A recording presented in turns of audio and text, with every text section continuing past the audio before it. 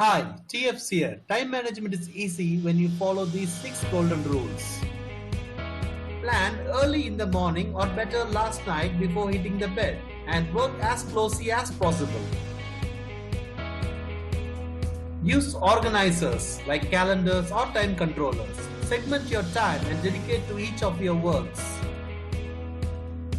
Stop your social media and other digressions. If you have several assignments, focus only on one.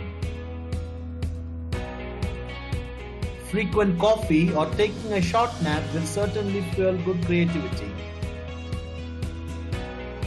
By your rhythm your mind to kickstart early as your mind is fresh. The old saying, sleep less, work long, is brain damaging. Practice 7 to 9 hours of sleep, which is best for concentration.